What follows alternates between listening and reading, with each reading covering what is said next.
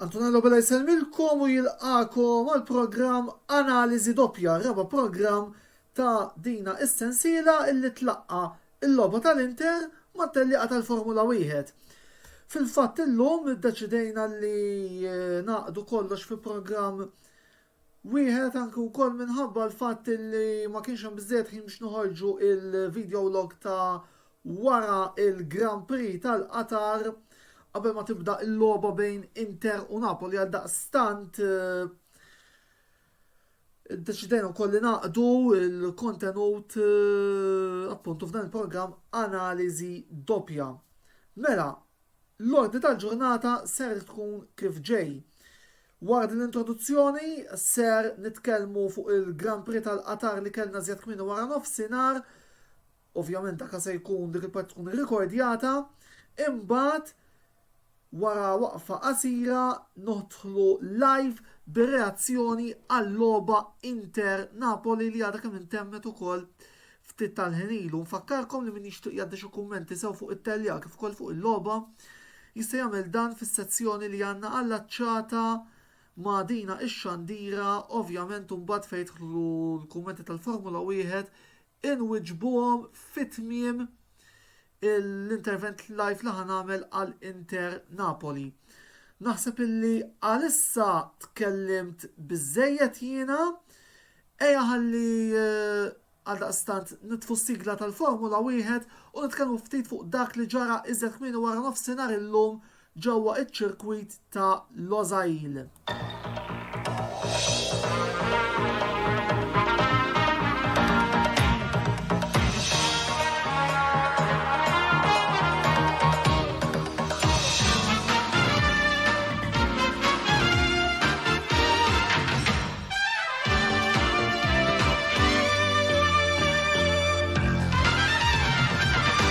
Mem lebda dubju u nerġa' ngħid mem lebda dubju illi il-protagonista ta' din il-Grand Prix inaugurali li qed kemm kellna ġewwa l-Qatar kien Fernando Alonso illi approfitta mid-diversi penalitajiet illi kellhom il-vari Verstappen, Bottas biex beda t-tielet telaq tajjeb u irnexxielu wara nuqqas ta' 7 snin jikseb podju li fil-fema tiegħi huwa mill-iktar mistħoq u mill-iktar meritat u għaldaqstant nixtieq li nifraħ lil Alonso, nifraħ il-partitarji ta' Alonso li naf li hawn partitarji ta' Alonso għal dan is-suċċess mill-iktar mistħoq illi bla dubju huwa parti prinċipali ta' dan il-Grand Prix tal-Qatar li kellna iżjed kmieni dal-għodu.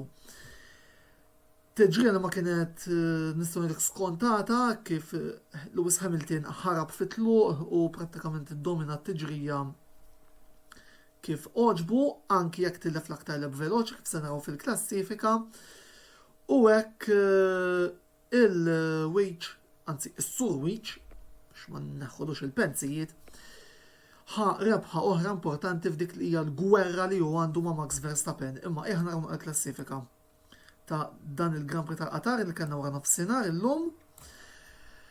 Jirbaħ Sir Lewis Hamilton 25 sekonda fuq Max Verstappen, Fernando Alonso t-tielet, il-Max iżda rnexxielu jieħu l-aktar leb veloċi tat-tellieqa. Għaldaqstant dan huwa punt li jista' jkun importanti ħafna l-Olandiż f'tmiem it-tiġrija tajjeb ngħidu wkoll illi jekk fis-Sawdi, anzi qabel ma nitkellmu fuq is-Sawdi aħna nkomplu naraw il-klassifika. Rimonta tajba minn Sergio Perez spiċċa raba, ġurnata tajba l-Alpin hekk kif Esteban Ocon spiċċa l-5, Lance Stroll is-6, imbagħad hemm it-tnejn tal-Ferrari, Sainz u Leclerc, l-unika McLaren fil-punti, Lando Norris id-9 u Sebastian Vettel l-10 jgħal iġib punti oħra l-Aston Martin. Daniel Ricciardo jispiċċa it-12 għat-tim ta' Zak Brown u Andreas Seidel. Kapitlu McLaren, Norris kien insejjer tajjeb ħafna iżda sfortunatament laqqat panċer is-soltu seħta illi hemm madwar dan it-tim biex eventwalment tilef raba post li kien ikun mill-iktar meritat u spiċċajna d-disa. Rajna mek fil-klassifika u koll li kellna żewġ sewwieqa li irtiraw minħabba punchers li kienu Valtteri Bottas u Nicolas Latifi. Nerġaw kuna tuħarsa lejn il-klassifika mbatem Kimi Raikkonen li spiċċa l-14 imma l-bqija Order of the Mill. Gasly kien delużjoni kbira l-lum illi kellu opportunità illi jibda fl-ewwel fil-lira iżda ma sfruttaħiex fil-fatt asħab punt wieħed u din ukoll l-istrateġija tal-one stop naħseb li penalizzat il-ħafna timijiet illum il-ġurnata kif anki rajna b'nies bħal Bottas, Latifi, Norris illi wkoll kellhom diversi punchers. Ħarsa lejn il-klassifika tas-sewwieqa issa illi wkoll tara l-Max Verstappen l-ewwel bi 351.5 u Sir Lewis Hamilton 343.5. Dan ifisser li kont aħna qed ngħidilkom l-ewwel li jekk ġimagħtejn oħra fl-Arabja Sawdita is-Surwiċ jirbaħ it-tellieqa u iġib l-aktar leb veloċi u Verstappen jispiċċa t-tieni se mmorru l-aħħar tiġrija biż-żewġ sewwieqa indaqs u din ser tkun xi ħaġa mill-aqwa għal fini ta' dina il-tellieqa. Għandna mbagħad Lando Norris 153 u Leclerc 152 id-distak reġa' naqasal wieħed hemmhekk id-distak bejn Bottas u Perez issa niżel għal 13 għal dak li huwa t-tielet post, jiġifieri fejtlu kampjonat tas-sewwieqa għatem ċertu tiġrijiet illi wkoll jistgħu jagħtu diversi punti. Il-klassifika tal-kostrutturi tara 6 punti vantaġġ għal Mercedes, 546.5 kontra 540.5. Mill-bqija l-Alpin tellet il-25 punt illum ħajkun importanti dik li hija l-ġlieda għat-tielet pożizzjoni fir-rigward ukoll tal-gwerra t-tielet post, dik li kienet il-gwerra t-tielet post distak qegħdin taraw hemmhekk. Lasciamo stare issa fil-fatt anke id-deputat mexxej Andrea Sajdil ukoll iddikjara telfa għal daqstant nittama biss il-sagrifiċċju sewa biex nkomplu niżviluppaw il-karozza għall-istaġun li ġej.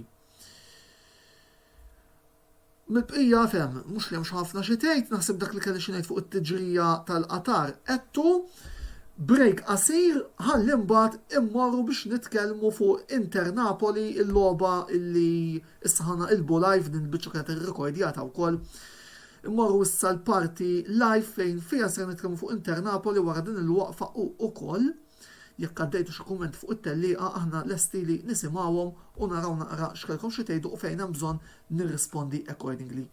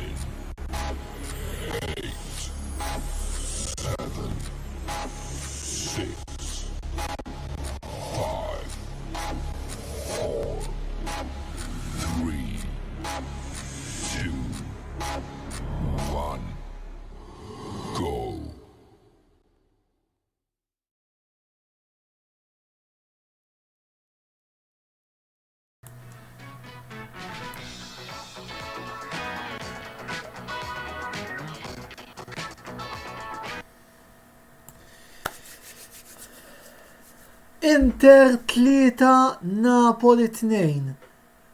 Over our dead body li se taħarbu bih dal-kampjonat. U naħseb illi il-wirja epokali li tajna l-lum kienet xhieda li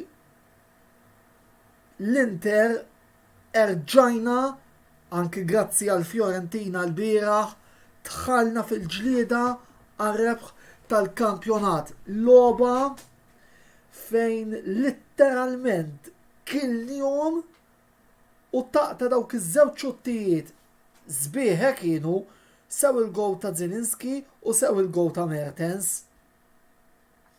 Imma taqta dawk it-tnej loba dominata mill-Inter u loba fejn litteralment kienet wirja ta' champions. Without ifs, whens and buts. Sa fl-aħħar baħna konfront dirett u jalla rebħa tal-lum tkun punta tluq biex lil dawk intuhom hard time għalmenu u idealment nerġgħu neħdulhom illek bħalma minn s-sena li għaddiet. Jiġifieri.